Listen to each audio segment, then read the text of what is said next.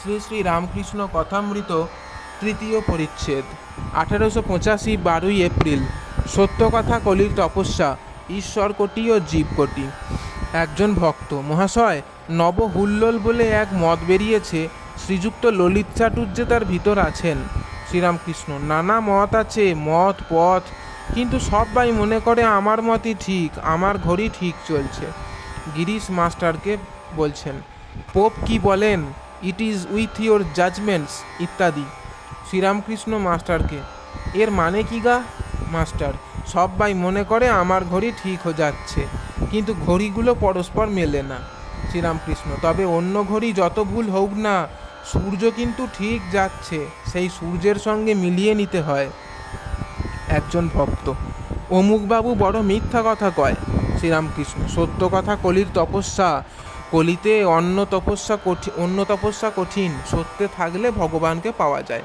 তুলসীদাস বলেছে, সত্য কথা অধীনতা, পরস্ত্রী মাতৃ সমান, এই সে হরি না মিলে, তুলসী ঝুট জবান। কেশব সেন বাপের ধার মেনেছিল, অন্য লোক হলে কখনো মানত না, একে লেখাপড়া নাই।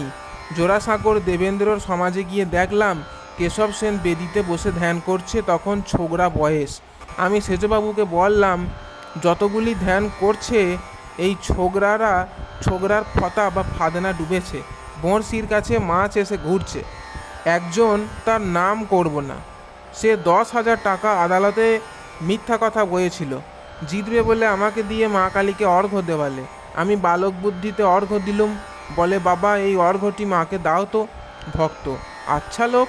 শ্রীরামকৃষ্ণ: কিন্তু এমনই বিশ্বাস, আমি দিলেই মা শুনবেন। ললিতবাবুর কথায় ঠাকুর বলিতেছেন, অহংকার কি জায়গা? দুই একজনের দেখতে পাওয়া যায় না। বলরামের অহংকার নাই, আর এর নাই। অন্য লোক হলে কত টেরি তম হতো, বিদ্যার অহংকার হতো। মোটা বামুনের এখনও একটু একটু আছে। মাস্টারকে: মহিম চক্রবর্তী অনেক পড়েছে না? মাস্টার: আজ্ঞে হ্যাঁ, অনেক বই পড়েছেন। শ্রীরামকৃষ্ণ সহাস্যে: তার সঙ্গে গিরিশ ঘোষের একবার আলাপ হয়, তাহলে একটু বিচার হয়। গিরিশ সহাস্যে: তিনি বুঝি বলেন সাধনা করলে শ্রীকৃষ্ণের মতো সবাই হতে পারে? শ্রীরামকৃষ্ণ: ঠিক তা নয়, তবে আভাসটা ওই রকম। ভক্ত: আজ্ঞা, শ্রীকৃষ্ণের মতো সবাই কি হতে পারে? শ্রীরামকৃষ্ণ: অবতার বা অবতারের অংশ, এদের বলে ঈশ্বর কোটি, আর সাধারণ লোকেদের বলে জীব বা জীবকোটি। যারা জীবকোটি তারা সাধনা করে ঈশ্বর লাভ করতে পারে, তারা সমাধিস্থ হয়ে আর ফেরে না। যারা ঈশ্বর কোটি তারা যেমন রাজার বেটা, 7 তলার চাবি তাদের হাতে, তারা 7 তলায় উঠে যায়, আবার ইচ্ছামতো নেমে আসতে পারে। জীবকোটি যেমন ছোট কর্মচারী, 7 তলা বাড়ির খানিকটা যেতে পারে, ওই পর্যন্ত। জনক জ্ঞানী, সাধন করে জ্ঞান লাভ করেছিল, সুখদেব জ্ঞানের মূর্তি। গিরিশ: আহা! শ্রীরামকৃষ্ণ: সাধন করে সুখদেবের জ্ঞান লাভ করতে হয় নাই। নারদেরও সুখদেবের মতো ব্রহ্মজ্ঞান ছিল, কিন্তু ভক্তি নিয়ে ছিলেন লোকশিক্ষার জন্য। প্রহ্লাদ কখনো সোয়াহমভাবে থাকতেন, কখনো দাসভাবে, সন্তানভাবে। হনুমানেরও এই অবস্থা। মনে করলে সকলেরই এই অবস্থা হয় না। কোনো